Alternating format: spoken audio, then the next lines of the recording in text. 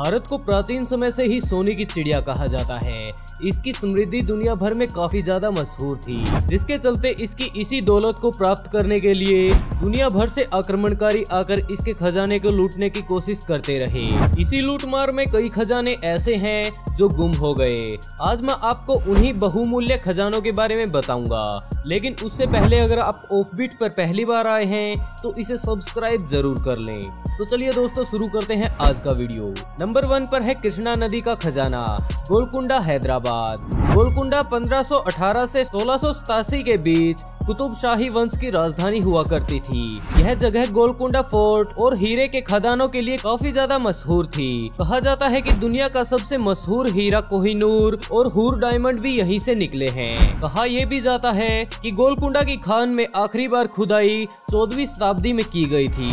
उस समय केवल भारत एकमात्र हीरो का स्रोत हुआ करता था। यह हीरो की खदान कहाँ पर है, इसका सटीक ठिकाना किसी को नहीं पता, लेकिन दंत कथाओं के अनुसार यह कृष्णा नदी के किनारे मौजूद है। और कहा जाता है कि आज भी गोलकुंडा की खान से निकले हुए हीरे कृष्णा नदी के तलहटी में पड़े हैं। नंबर 2 पर है नादिर शाह का खजाना। 1736 में नादिर शाह ईरान के शासक बने, जिसके बाद 1739 में नादिर शाह ने भारत पर आक्रमण किया।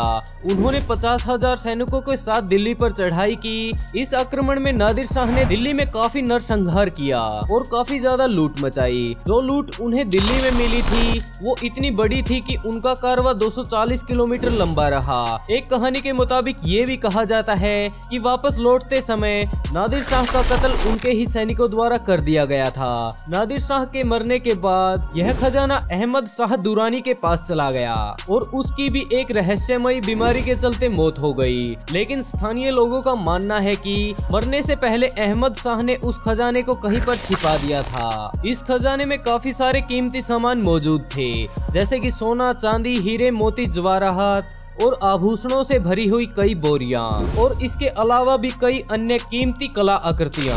मीर उस्मान अली का खजाना, यह हैदराबाद के आखिरी निजाम थे और वह इंग्लैंड के बराबर के आकार के राज्य पर राज करते थे।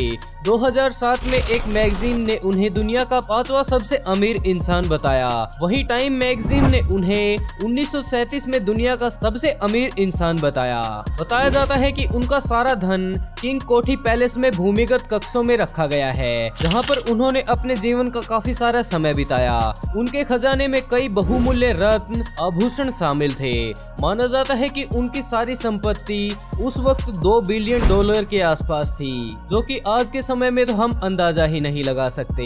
1948 में जब हैदराबाद भारत का हिस्सा बन गया तो भारतीय सरकार को इस दौलत का सिर्फ कुछ ही हिस्सा मिल पाया और बाकी खजाने का क्या हुआ इसके बारे में कोई नहीं जानता। ग्रासवेनर का खजाना, इसे ब्रिटिश ईस्ट इंडिया कंपनी का सबसे बड़ा और अमीर जहाज माना जाता है। इसमें 14,000 सोने की सिल्लियां और 19 संदूकें, जिनमें काफी सारे हीरे, मोती और अन्य रत्न भरे पड़े थे। इसके साथ साथ इसमें 36,000 सोने के सिक्के मौजूद थे। यह जहाज आज के चेन्नई से श्रीलंका के रास्ते होते हुए ब्रिटेन जाने के लिए तैयार था, लेकिन यह साउथ अफ्रीका से 700 मील दूर एक चट्टान से टकराकर टूट गया और माना जाता है कि ये खजाना आज भी समंदर में ही पड़ा है। दोस्तों, आज के लिए बस इतना ही। वीडियो कैसा लगा कमेंट करके जरूर बताइएगा।